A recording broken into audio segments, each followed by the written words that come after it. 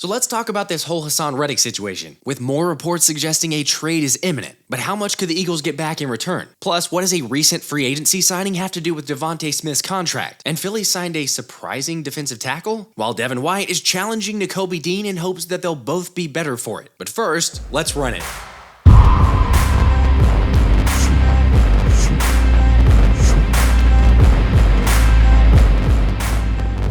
Alright, let's just get into the whole Haason Reddick drama. After Jeremy Fowler dropped the proverbial trade bomb by sharing about the Eagles moving a roster bonus and Haas agreeing to it, which suggests a trade is without a doubt happening. However, as not fun as that will be and crushing to our Super Bowl hopes, which I'll get to in a second, the Jerry Jeudy contract that the Browns offered just doesn't help at all, with the 24-year-old getting a 3-year, $58 million deal, 41 of that guaranteed, but basically $20 million a year. So I'll say it again. I'm sorry that I said you were a jag, just a guy who's an average wide receiver they use a first-round pick on that isn't doing anything. I hope today that you actually show up in a way that you haven't showed up in the last couple of years since they drafted you. So if you ever got a problem with Agent 89, I'm sorry for saying that you're an average wide receiver that they eventually will move on. And when teams call me and asking, should they trade for you, I will say no. Don't trade for Jerry Jeudy. Spent a lot of dough.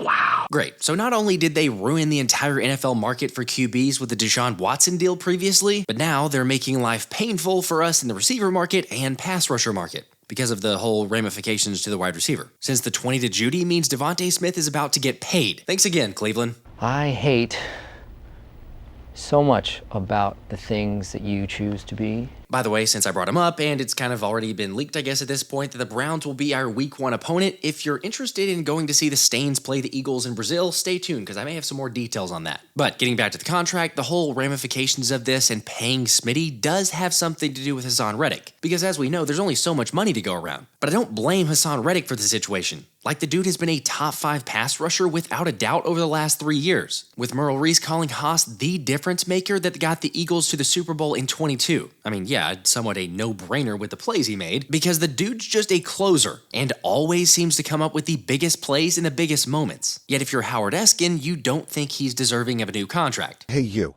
Yes. You got to get your head out of your rear end, as big as it is, and stop talking about money all the time. Why should I stop talking about money? Well, yeah, he's outperformed his contract. Then don't sign a 3-year contract. Sign a 1-year contract, play your ass off every year, and then you'll get more money. The money always goes up. So, you know how many guys in the NFL could say they've outperformed their contract? That's such bull crap. It's such nonsense. I'm so tired. He's outperformed his contract. And a caller just brought it up a little while ago. Does anybody give any money back if they suck? No, they don't. No, that's not how life works, though. Yeah, I know. Well, you know what? Then shut the bleep up and play the game for $14.5 million. Think about how many people, I'm so pissed, how many people are making $14.5 million that listen or watch Haason Reddick.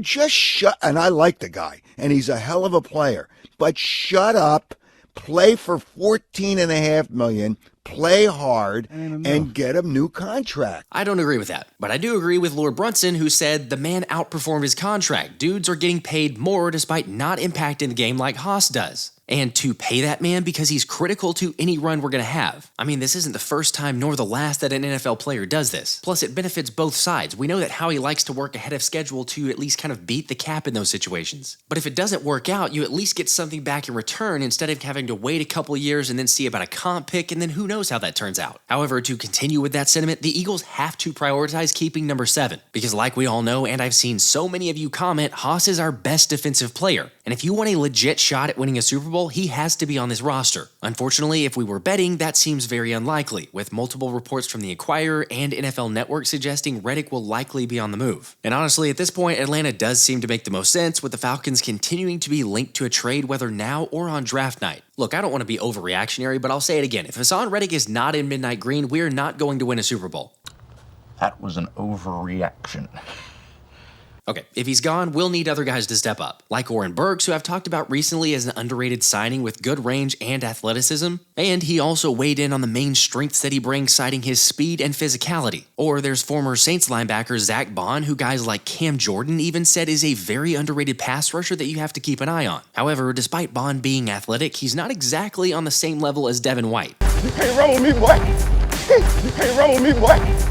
Well, now they're on the same team, and so are Nakobe Dean and White, who the former All-Pro said he recruited to come to LSU back in college. And now that they are on the same team, he's ready to compete with each other. Being able to work with him, I think we could teach each other, we can motivate each other as well, because I think I used to motivate Levante being a younger guy, and he wanted to keep up with me.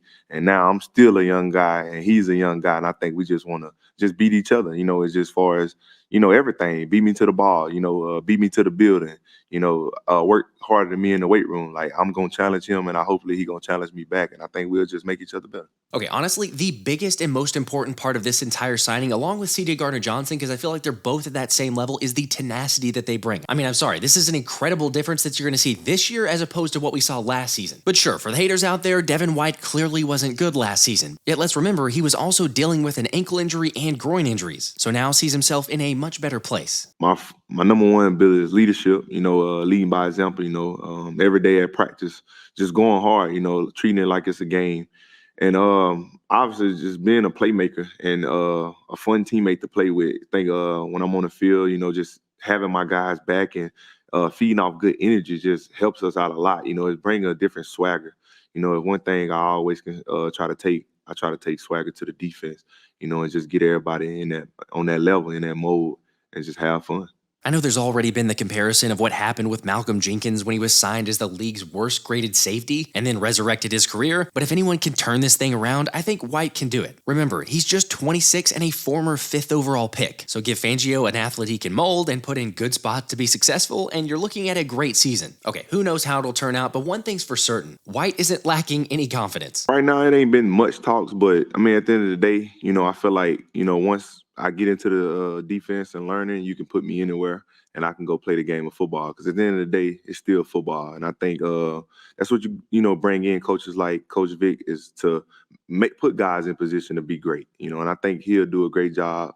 But obviously before we even get to that, I got to come here and, prove it to, him that I'm worthy enough to be on the field and I can, be his guy or be one of his guys, whatever the case may be. But, I got to start with that process first before I even get into my role and all that. I got to, show that, I deserve to be on the team and be able to be a playmaker for him. The other really good part about this, too, is that, like he said, he's not afraid to push and even challenge Nakobe Dean. I know it's kind of more of like an iron sharpens iron type of mentality, but that is fantastic. And he also isn't afraid to hold him accountable, too. Because Devin's used to wearing the green dot. Now sure, Dean's probably in pole position, but I wouldn't exactly say that makes him an automatic lock to wear it. Anyway, after getting to hear from White, along with his mindset, how are you feeling? I know actions speak louder than words, but he at least did say all the right things. Also, not sure which number he's going with, as he said he's still kind of deciding, but which one do you think he should grab? And while all that was going on, the Eagles snuck a move in on us by signing former Penn State defensive tackle PJ Mustipher to a contract, where over 5 years with the Nittany Lions, PJ registered 11 tackles for loss and 3 sacks in 50 games played. Yeah, he's not really a pass rusher, but he was then signed by the Broncos as an undrafted free agent, but eventually failed to make the active roster and was kept on the practice squad, before the Saints took a flyer and had him play in 4 games, picking up 4 tackles. So we'll see where he ends up, but as Anthony DeBona pointed out, PJ Mustipher is the complete opposite of an athletic freak like Jordan Davis. Since Mustipher tested terribly prior to the 2023 draft,